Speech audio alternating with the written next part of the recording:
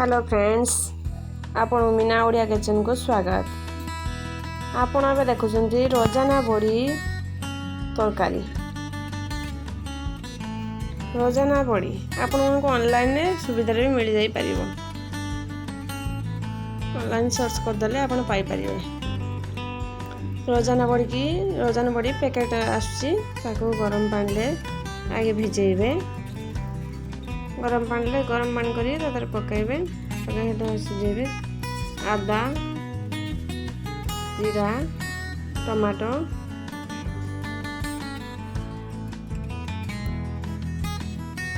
Paste बनइबे।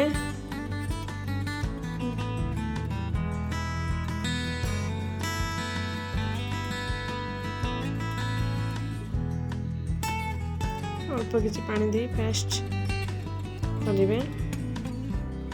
आमर एने रोजना बड़ी प्रायतः हो आसलानी, आलू भी सीझी आसलानी। आमे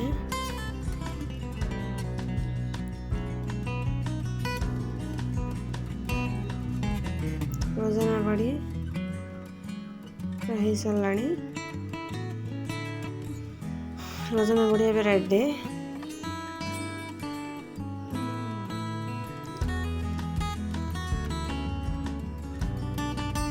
ओल्है दबा, कढ़ई बसैबा, तेल दबा।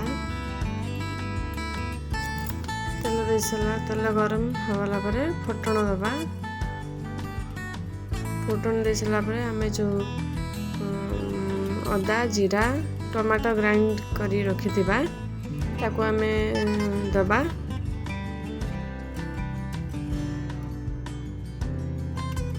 देला पर ताको आमे टिके भल भाबे कसिबा।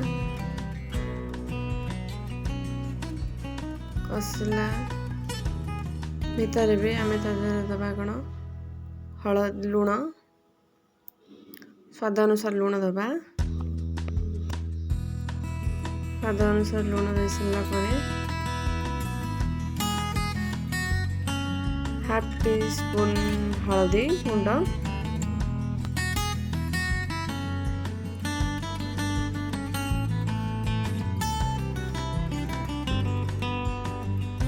भल भाव कसिबा।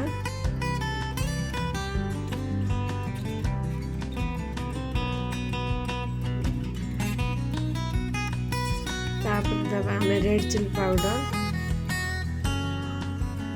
आपन जो अनुसार राग अधिक खाइले आपन से अनुसार राग पकाई पारे, कम खाइले भी आपन कम पकाई पारे। आपन टेस्ट अनुसार आपन लंका गुंड पकाई पारे।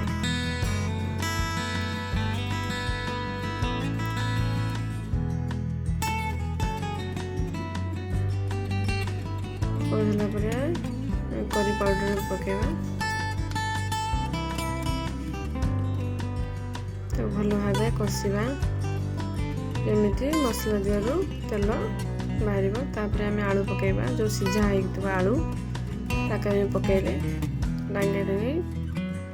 तापर पकेबा आम से जो रोजाना बड़ी आम जो ये कर पकेबा। पके भल भाव कषिबा। कषिला पर अल्प किसी माने पानी देवा। बेसी पानी मारबानी, झोल करबानी, अल्प मात्रा पानी देवा। अल्प पानी देवा जमी रुटी सहित कि पूरी सहित पराठा सहित आम खाई पारिबा।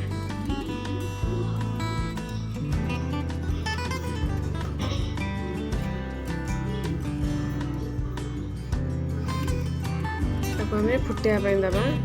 आम रोजना बड़ी आलू तरकारी फुटी गलानी।